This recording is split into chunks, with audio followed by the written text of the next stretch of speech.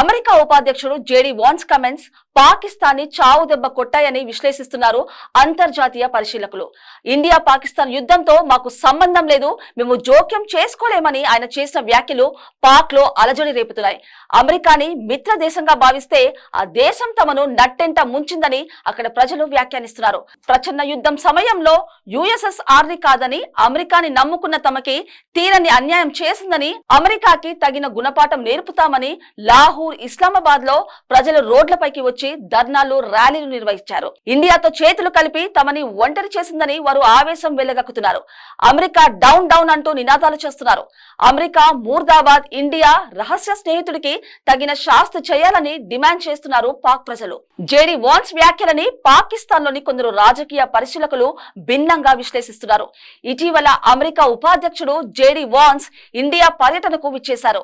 భారత్ తో ఆయన భార్య ఉషా జేడీ వాన్స్ కి దగ్గరి బంధుత్వం ఉంది. ఈమె పూర్వీకులు ఆంధ్రప్రదేశ్ కి చెందిన వారు. తూర్పు గోదావరి జిల్లా వడ్లూరు గ్రామానికి చెందిన కుటుంబం ఆమెది. నేటికి ఆమె బంధువులు ఏపీలో నివసిస్తున్నారు. ఈమె తండ్రి తరపు బంధువులు అన్నపూర్ణమ్మ ప్రొఫెసర్ గా పనిచేస్తున్నారు. అయితే జేడీ వాన్స్ ఇండియా పర్యటించిన సమయంలోనే పాకిస్తాన్ టెర్రరిస్టులు భారత్ లోని జమ్మూ కాశ్మీర్ పై దాడి చేశారు. 26 మంది అమాయక ప్రజలను పొట్టన పెట్టుకున్నారు. దీంతో పాకిస్తాన్ పెంచి పోషిస్తున్న ఉగ్రవాదం భారత్ ని ఎంతలా అతలాకుతలం చేస్తుందో, ఇక్కడి ప్రజల ప్రాణాలను బలి తీసుకుంటుందో జేడీ వాన్స్ కి క్లియర్ గా అర్థమైంది. అందుకే పాకిస్తాన్ టెర్రర్ బేస్లని టార్గెట్ చేస్తూ భారత్ చేపట్టిన ఆపరేషన్ సింధూర్ కి మద్దతుగా అమెరికా నిలిచింది.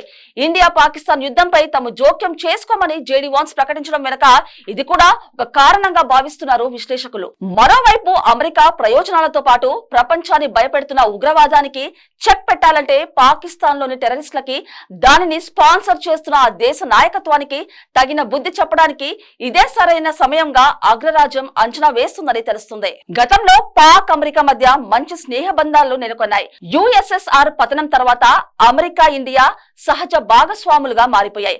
నాడు అమెరికా పాకిస్తాన్ కి F-16 యుద్ధ విమానాలు సరఫరా చేసింది. నేటికి పాకిస్తాన్ యుద్ధ విమానాలలో అత్యాధునిక వార్ ఎయిర్ క్రాఫ్ట్లు అని చెప్తున్నారు. గత దశాబ్దం నరగా ముఖ్యంగా అమెరికా ట్రేడ్ సెంటర్ పై ఒసామా బిన్ లాడెన్ చేసిన అటాక్ తర్వాత అమెరికా పూర్తిగా పాకిస్తాన్ కి దూరంగా జరిగింది. ఆ దేశాన్ని పక్కన పెట్టింది. ఇండియాతో భాగస్వామ్యాన్ని బలోపేతం చేసుకుంది. అయితే పాక్ తాజాగా వినియోగిస్తున్న F-16 యుద్ధ విమానాలకు సంబంధించిన స్పేర్ పార్ట్లు, ఆర్థిక సాయాన్ని అమెరికా నిలిపివేసింది. ఆపరేషన్ సింధూర్ బ్యాక్ డ్రాప్ లో అమెరికా జోక్యం చేసుకోకపోవడం, ఇండియాని నిలువరించుకోకపోవడం అమెరికా తటస్థత పాకిస్తాన్ సైన్యానికి చావు దెబ్బగా మారింది. ఎందుకంటే గతంలో అమెరికా ఆర్థిక, సైనిక సహాయంగా వేల కోట్ల రూపాయలను పాకిస్తాన్ కి అందించింది. నేడు అమెరికా హ్యాండ్ ఇవ్వడం పాకిస్తాన్ జీర్ణించుకోలేకపోతుంది. దీంతో భారత ఆర్మీని తట్టుకొని పాకిస్తాన్ నిలబడడం అంత ఈజీ కాదు. పాకిస్తాన్ ఆర్థిక వ్యవస్థ ఇప్పటికే తీవ్ర సంక్షోభంలో ఉంది. పాకిస్తాన్ IMF నుండి 1.3 బిలియన్ల రుణం కోసం దరఖాస్తులు చేసుకుంది. దీనికి అమెరికా రికమెండేషన్ ఉంటుందని ఆశించింది.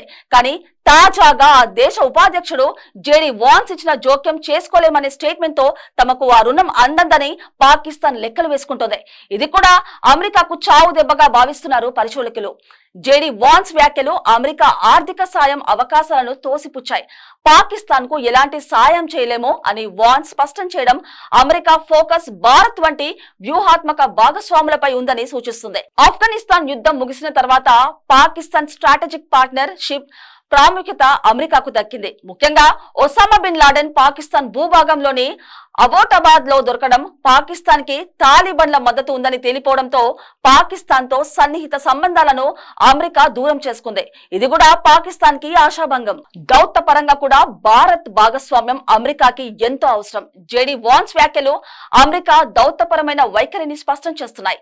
పహల్గాం దాడి జరిగిన రోజు వాన్స్ భారత్ లో ఉన్నాడు. అదే రోజు ఆయన భారత ప్రధాని నరేంద్ర మోదీతో జరిపిన చర్చల్లో యుఎస్ ఇండియా బంధాన్ని బలోపేతం చేసే అంశాలపై దృష్టి పెట్టాడు. వాన్స్ భారత్ తో బిలేటరల్ ట్రేడ్ అగ్రిమెంట్ చర్చలను మరింత ముందుకు తీసుకెళ్లాడు.